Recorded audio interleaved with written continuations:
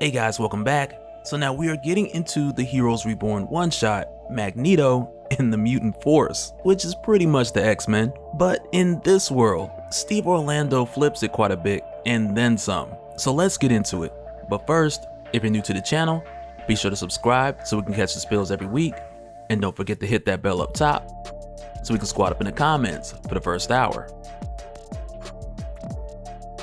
Alright, so one of the first things I want to mention is like the name Mutant Force, it isn't necessarily new because originally the Mutant Force was like your all new version of the Brotherhood of Evil Mutants who were eventually abandoned by Magneto. But then after being abandoned by Magneto, the group had pretty much stuck together to where later on they'd show up in like issues of Defenders, and then eventually they were hired by a group called the Secret Empire who had then assigned Mad Dog to lead the Mutant Force. So for a hot minute you had Mad Dog and the Mutant Force, and they would show up a few times over the years, whether in Defenders or Captain America, but as far as the actual group, there were nothing you really need to save your memory banks for. But jumping into the one-shot, we start off at the Mirror Island Psionic Detention Center to where we have Magneto and his Mutant Force breaking in to save Emma Frost. And I say save, but it's really more like a jailbreak. And when they get there, Magneto, he's pretty much just like, hey Emma, we gotta go, so just come with us and I'll explain it on the way. But Emma tells him like there's no need for explanation because she knows exactly why they came here from the moment that they broke into her prison. And that reason was none other for them to get back at the Squadron Supreme of America for the Mutant Massacre that had taken place 10 years ago. And as soon as she says this, it's here where we get this one-page flashback. And even with just this, like, it was nuts. Because back at this time, Graydon Creed, who was in his first year as senator, he had tried to push a Mutant Registration Act on Capitol Hill, to where then Charles Xavier responded in protest with his Mutant Force, and still doing so like in spite of a number of warnings which had came from Hyperion. But during this protest, it got nasty. Because Skymax, who's like your Super Skrull from Earth 712 or Earth S, he incinerated Mystique, and Zarda had literally cut Charles Xavier in half, killing him. And when this happened, there was a quick telepathic link from Charles to Magneto, which we'll talk about a bit more in a little bit. But when this happened, Charles was physically dead and the slaughter continued. Because next, after Rogue had seen Skymax kill her mother Mystique, she then grabbed him by the face and she never let go. And I'm pretty sure everyone watching this video knows what that meant from the jump. But for those who don't or didn't, Rogue permanently absorbed his powers, killed him, but now also Skymax is permanently trapped in Rogue's mind. But then on top of this, Zarda then went for Magneto, and Magneto couldn't stop her because her utopian steel is free from magnetism. But with her going for Magneto, she took her shield and broke his back. And with seeing this, I'm pretty sure that the real Batman is somewhere reading everything about the Squadron Supreme of America, and he's looking at Magneto here like, first time, huh?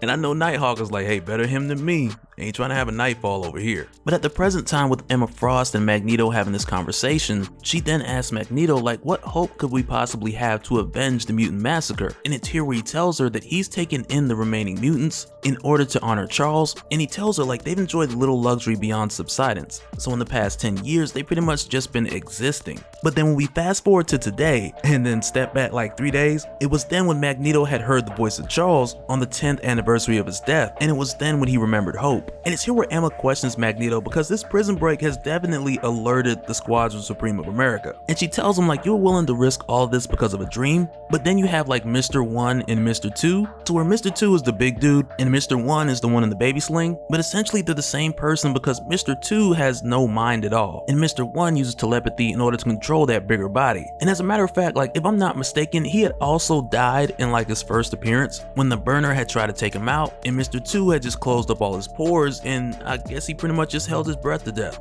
But with them all here, Emma tells Mr. 1 like, why didn't he just use his telepathy to more or less be the hope that they see in Charles? And Mr. 1 is just like, first of all, I don't like your tone, like you have an attitude.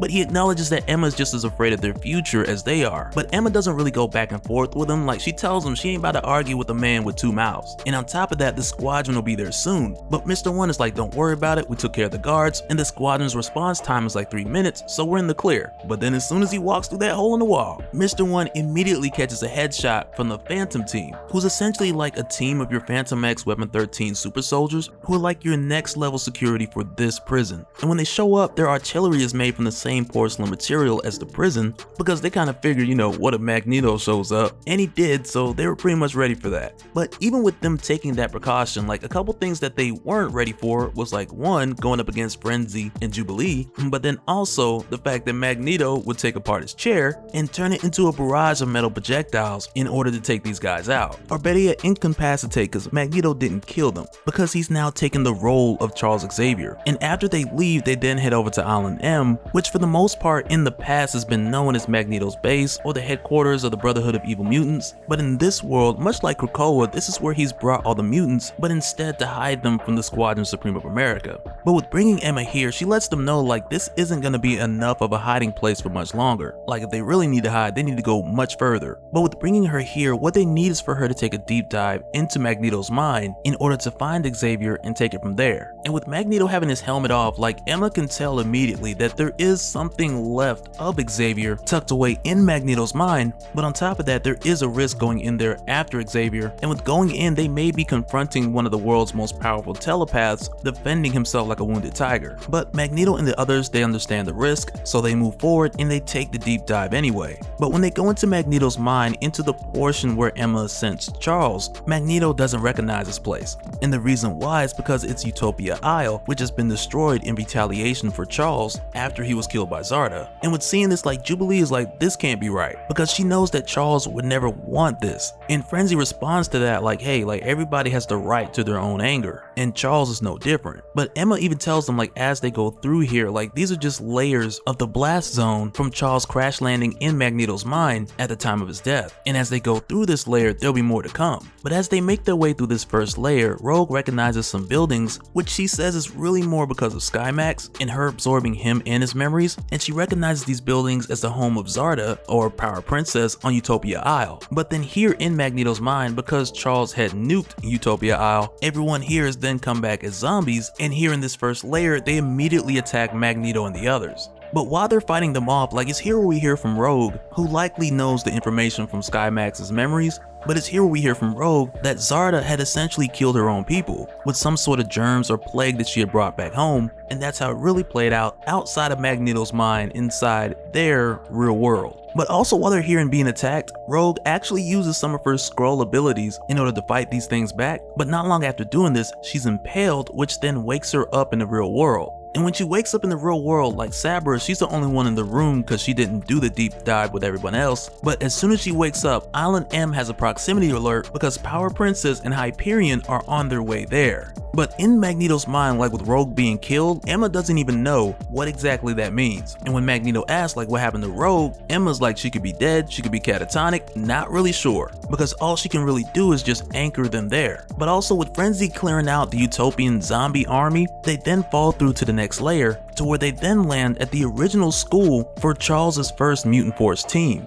And when they get there, like the first 5 members of the original team, they're propped up outside like some toys or some chess figures, but among them like what appears to be like Angel, Jean Grey, Beast, and Iceman. But as far as the leader of the team, like it appears to be Legion, which is nuts. Like I would definitely read a story with him in control. But even with seeing this, like Jubilee makes her way to the door and she tells them like, hey, we kind of gotta hurry up because we don't really know what's going on outside. And at this point, she has no clue that she's completely right. But with saying this, she then knocks on the door and she does it like with a little spark here and there. And when this happens, it then explodes, immediately killing Jubilee and Frenzy, waking them back up and sending them back to the chaos on Island M. But back inside, with Jubilee breaking that door open, Emma and Magneto make their way in, and they find both halves of Charles within a red construct of Hyperion, which Emma says is likely a monument to his killers, but then also the final and most challenging layer to Charles' defense. And when Magneto goes to face this challenge, he tells Emma to step aside. But with doing this, Emma more or less tells him like she'll do him one better, and she'll leave while continuing to anchor him here, because when Charles wakes up, he needs to be alone with someone he can trust. And Emma knows that's not her. And with doing this, Magneto tells her like she can end up like the others, she could vanish or be killed. And Emma lets him know like, yeah, but if I am, you'll be stranded in your mind forever, but look on the bright side, at least you'll be here with Charles and you'll have each other.